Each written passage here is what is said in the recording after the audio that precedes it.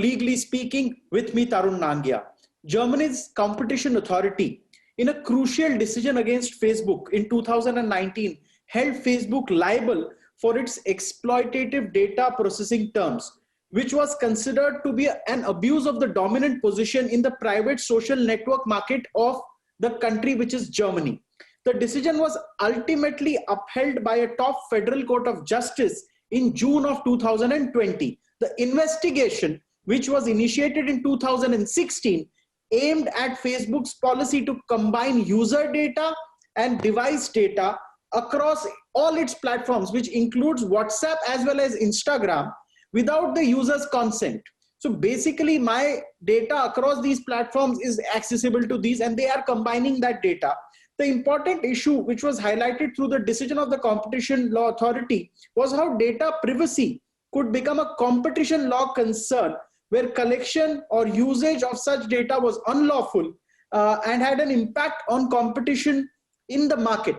The provisions of the General Data Protection Regulation, or the GDPR, violated by Facebook were also considered as a competition law violation. We are going to discuss this issue in the Indian context today, being the largest market in the world for Facebook, Instagram. Obviously, because China doesn't allow entry of such companies, India is the largest market, and concerns here, of course, will be more. And to discuss this sensitive issue, I have with me Advocate Abir Roy. He's co-founder of Sarvada Legal, who, in fact, I read out from the blog that he has penned on this issue, and so that we are taking it up. And also Advocate Apar Gupta, who happens to be the executive director of the Internet Freedom Foundation, who has been for long taking up such issues. I would like to thank Advocate Abir Roy and Advocate Apar Gupta for sparing their time for this issue of Legally Speaking.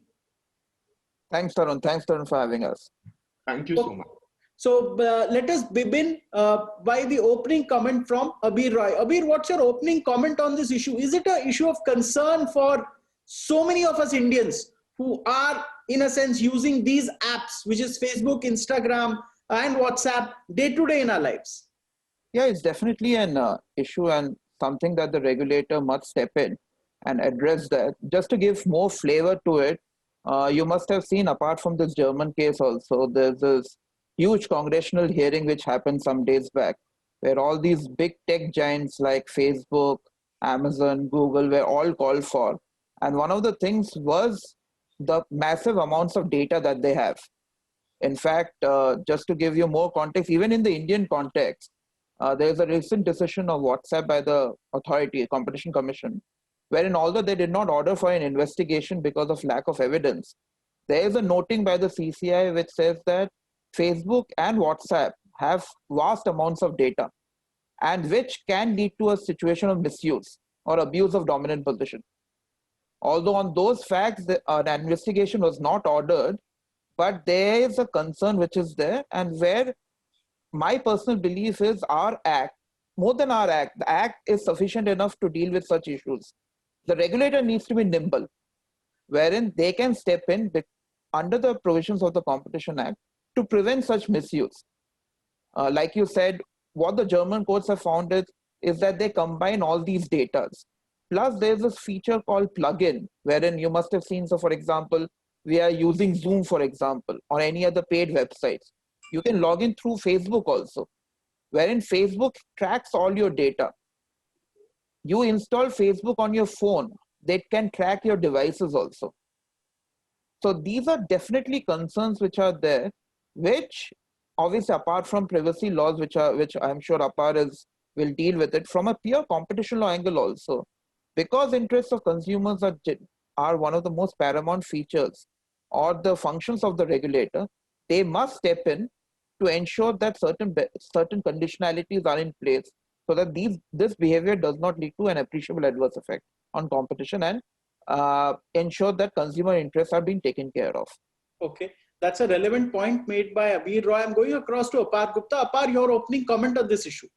So I'm in large agreement with Abir on this issue. Firstly, there is no disputing the premise that given the size and enormity of Silicon Valley platforms and how big India is a market, user benefits which are flowing towards them are actually sometimes under a great degree of informational asymmetry, in which the user does not know why they are parting with a certain amount of their personal information for what they are getting. And I think this is something which is a competition law issue, because as we look at Silicon Valley platforms, they are coalescing together and they are essentially determining how much time we spend on it. So just take the Facebook ecosystem, for instance, where Facebook, Instagram, and WhatsApp usually have the highest user bases in India, and without them, corresponding with our friends, family, or even transacting business is virtually impossible. So imagine you're locked out of the Facebook ecosystem and what damage it would do to you. Secondly, the same instance, this is somewhat of a nightmare. What happens if Google locks your account out, right? And the thing about all of this enormity which is building up is not only a particular concern in India. I think we need to be more concerned than we are right now, because you see also locally what's happening is through the ecosystems also of delivery of applications through, let's say, the Android marketplace.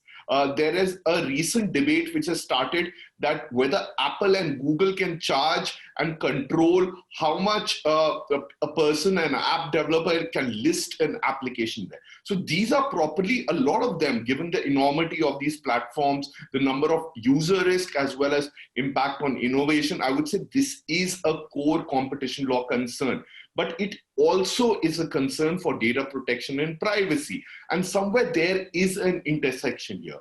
Now, going back to Abir's comment, Abir has written an excellent blog with his colleagues on where he contrasts and shows that the language of how the statutory framework which empowered the decision in Germany is similar to the statutory framework, at least in language, to our own competition law. But do we have the institutional history and the expertise to look at it? I think that is lacking, and we need a greater degree of expertise, culture, as well as scrutiny, which develops over a period of time. Just for instance, there is a decision by the Competition Commission, which was case number 99 of 2016, which is Shri Vinod Kumar Gupta and WhatsApp Inc., in which the Competition Commission refuses an investigation against WhatsApp by noting that there are no significant switching costs for consumer from one instant messaging app to another. But virtually, I've tried quitting WhatsApp and moving to other messaging apps, but there is a switching cost. You basically lose touch with so many people, and sorry to say, this is not a very legal way of framing it, but you come across as some kind of weirdo who's not on WhatsApp,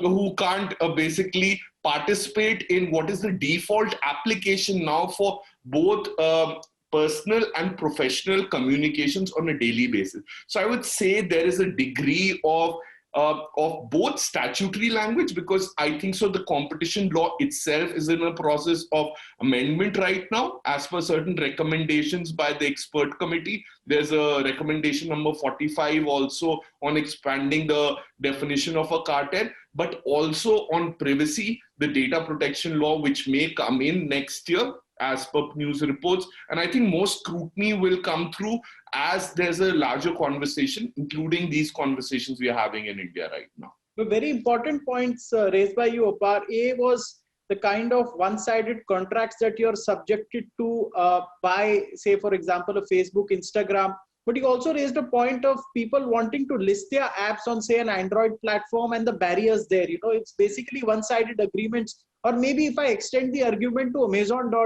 where on Amazon, you are basically at the mercy of the platform. You have no way you can negotiate with them. There's no negotiation. It's either get in or get out on my terms. Abir, do you think this raises a lot of concern? Because what exactly Apar says is that you come across as an insane person saying that, okay, you don't have WhatsApp today.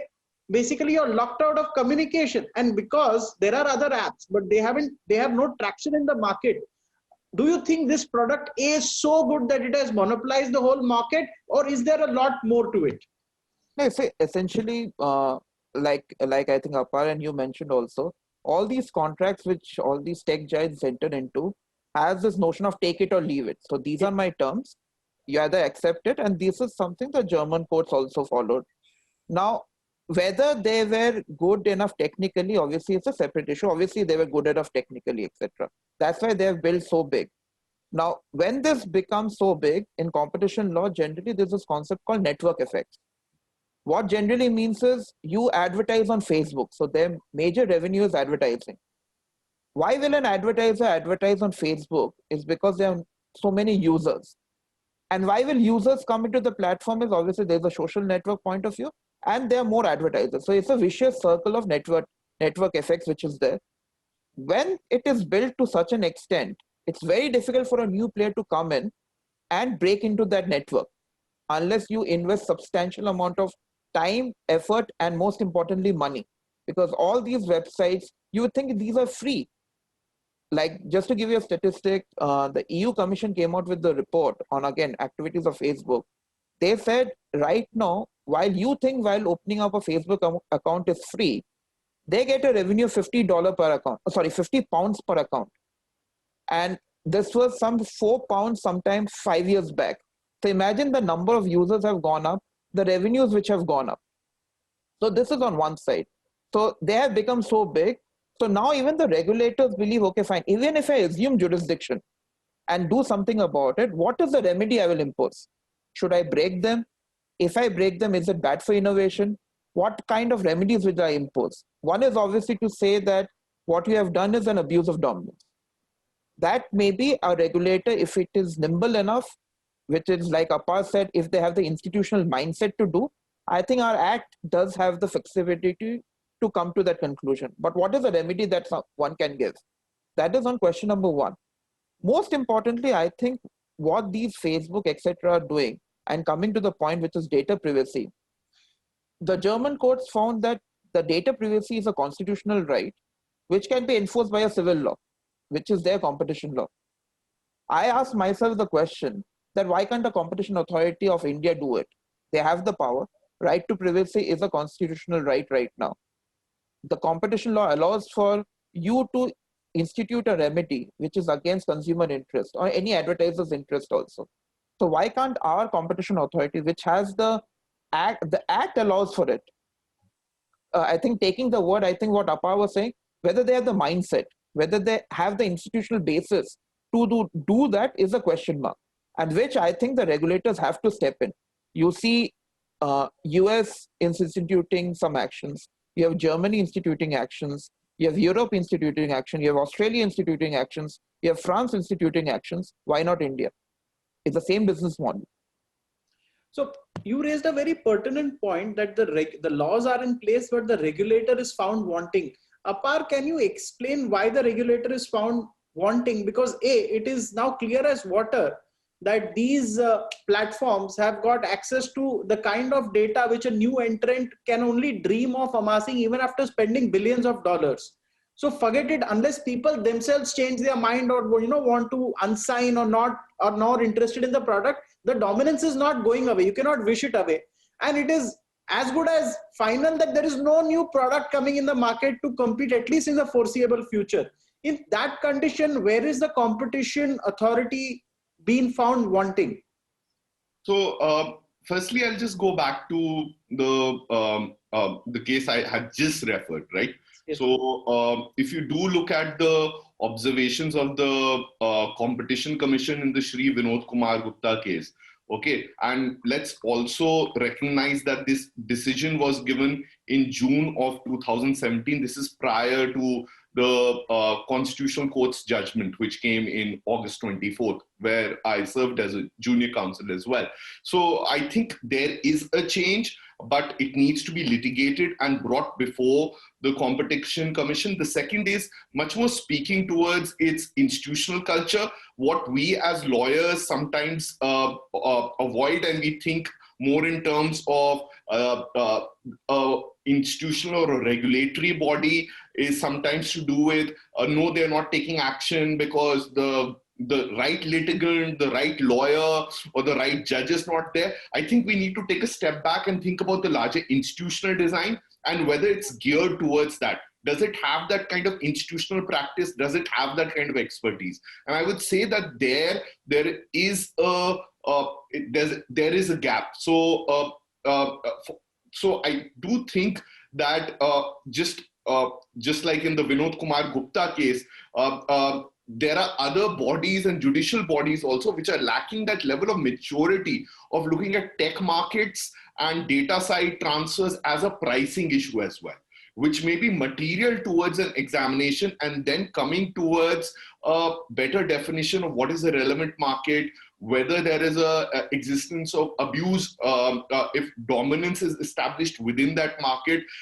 and what is the actual impact both on competitors, as Abhi just explained, that network effects also lead to a higher entry barrier for competitors in those same markets and thereby dull innovation, which can possibly give a higher degree of functionality to end users. So for instance, I don't think so WhatsApp is the be all and end all of internet messaging. And I do think so there are features out there, for instance, in Signal or Telegram, which a lot of people also enjoy, and they say that these features are not there in WhatsApp. The only issue is that you still need to keep WhatsApp in your phone, and that's because of the network effects. So imagine if interoperability between internet messaging platforms is something which people like me who work on much more of the policy end and have been recommending starts being adopted within competition law networks, frameworks, in terms of regulatory guidance, that once your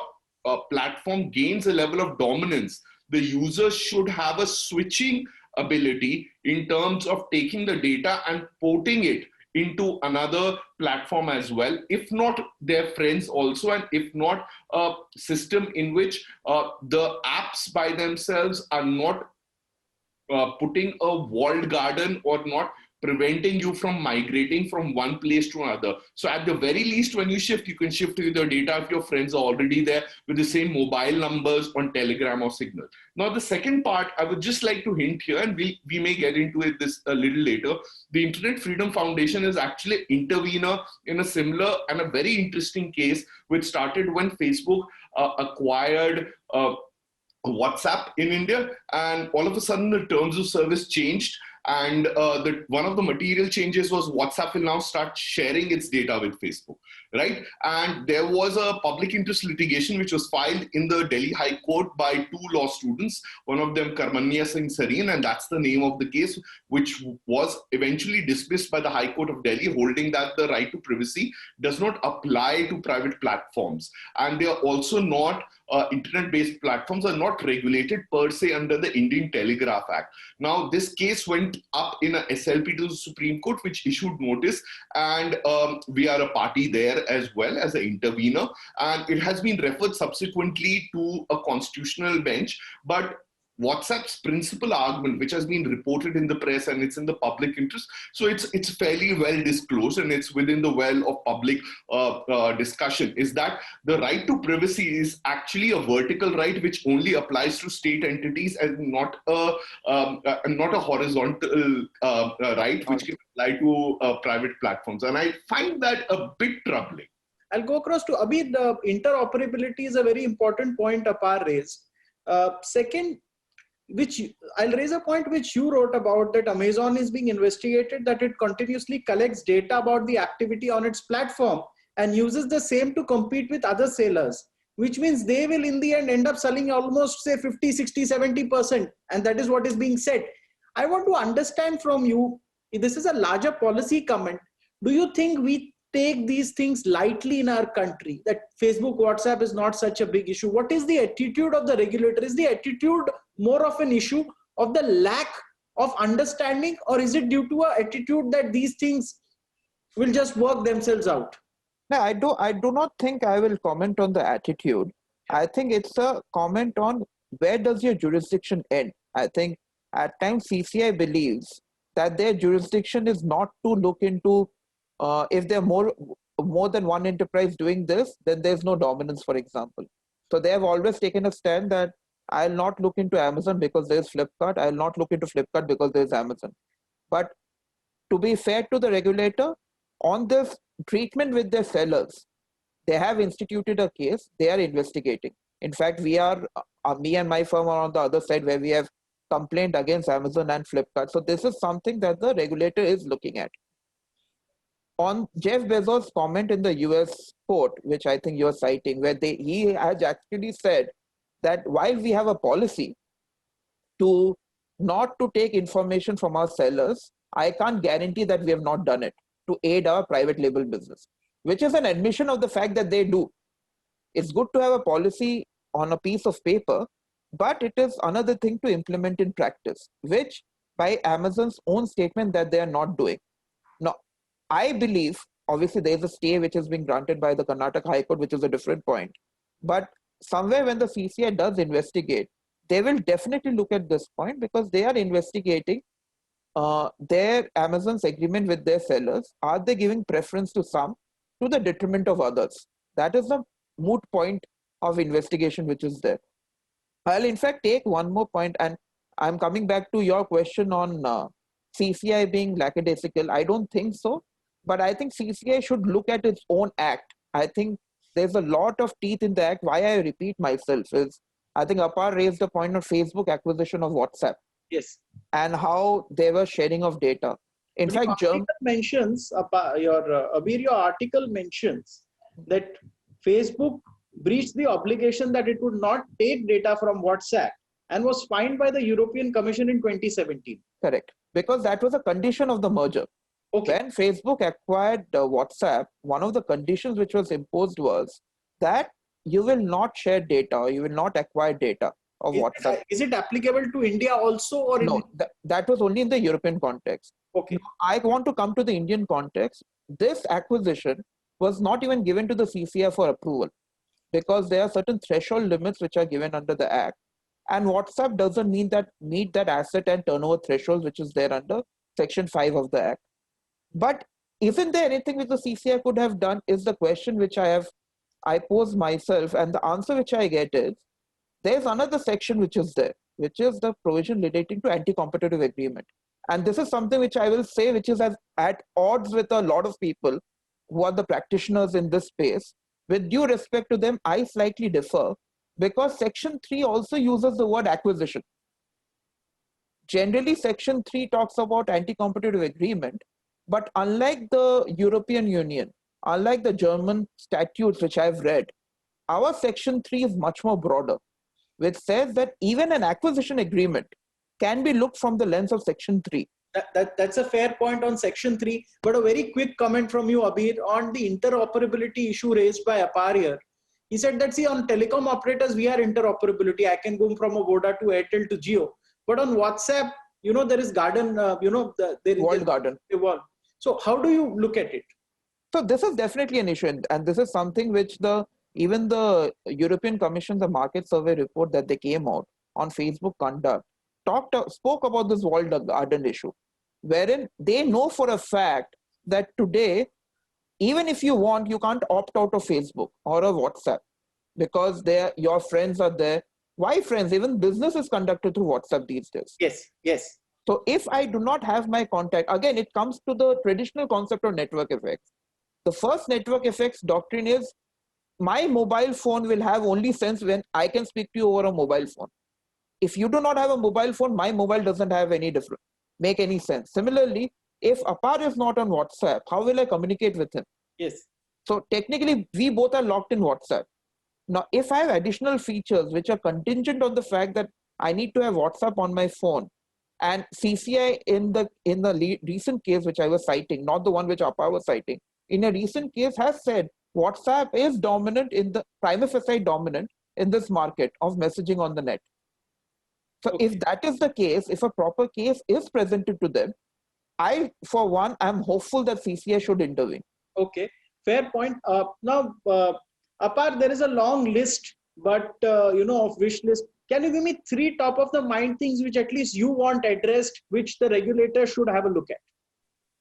The first thing I would like to be addressed is essentially that is there a clarity in terms of how data is actually taken towards the provision of services, and is that clearly set out for dominant platforms. So ultimately, my reading of the act comes from the preamble.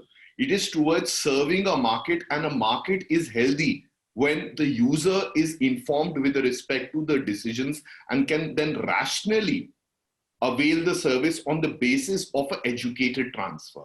Okay. And that usually happens in a pricing mechanism which is monetarily defined, in which I pay 5 rupees and I get Y item. But in data side transfers, what happens is that our personal data is not priced, and we do not know how much we are turning over. Yes. So in effect, when studies are done by researchers and they show that this is the data that big Silicon Valley company is actually taking from you. For instance, I'll just tell you one thing. You know, there's pixel tracking. So when you download fonts, it also knows how long your cursor is hovering over an image or text, and that data is continuously going to a Silicon Valley provider which owns that font, which is given it notionally for free.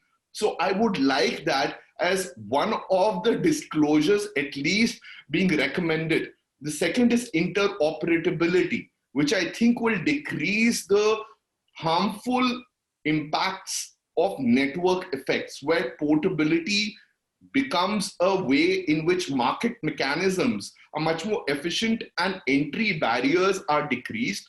And third, I would like an express recognition of the fundamental right to privacy within the statutory framework of the competition law. Fair. So it should not only be understood as a public law doctrine, but actually a doctrine also which revitalizes all the statutes and regulatory obligations across regulators. Point taken. 3 good points from Apar. Abir, very quickly, your 3 points and then we end the show. See, I think I'll just have one point which will cover mostly what Apar is saying. Yes. Obviously, he spoke about right to privacy being enshrined under the competition law. That may be not an issue, but I think competition law should look into when this right to privacy leads to a competition law issue, leads to an appreciable adverse effect, that they should recognize. I think my principal ask from the regulator would be what the European Commission has done. Identify the market practices of Google and Facebook, see what they are doing. So for example, if the German authority has said that the agreement which Facebook has with the user, the data that is collected from the user is excessive to the contract which is they are rendering. That is one social page on Facebook, but the data that they are collecting is much, much more. So an Indian authority, I am not worried about penalty, etc. I am more concerned that a market survey should be done under the advocacy mechanism, which they have done for e-commerce players. They should do for advertising, the digital advertising, and the user privacy issues. Identify the practices and come out with a lucidly written report on the practices. That will itself create a lot of education for the users. I think the lack of education is there. I think when Apar rightly said, or when you pointed out also, when I part with the data, I do not know what I'm parting with. Yes. Because the traditional business model is, I give you 10 rupees, you will give me a bottle of water. There is an exchange which is happening. Right now, because there is no money exchange, you think there is no value, but it is not the case. So let the users be aware. Okay, what is right to, Apar has done so much work on right to privacy. But if I ask a company, what is your right to privacy? They may or may not know. The advertisers on Facebook may or may not know. So a report, a lucidly written report, understanding the practices and what are the anti-competitive effects, if any.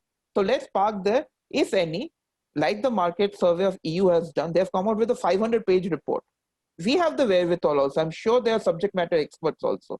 Let us understand their business practices in India and not be constrained that, okay, fine, my act does not allow it, my act allows this. Don't be constrained by the act, but be more focused on the practices. that will solve half the problems, in my So opinion. set of very good points today made by Abir Roy, co-founder and partner Sarvada Legal, and who also wrote a article on the issue. And we also had Apar Gupta, Executive Director of Internet Freedom Foundation. I hope you viewers like the discussion today.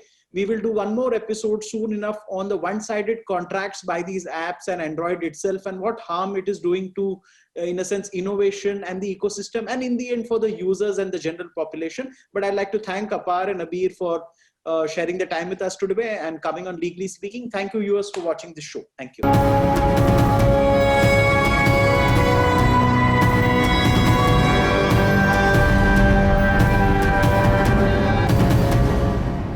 For more such videos, subscribe to the NewsX YouTube channel, hit the bell icon.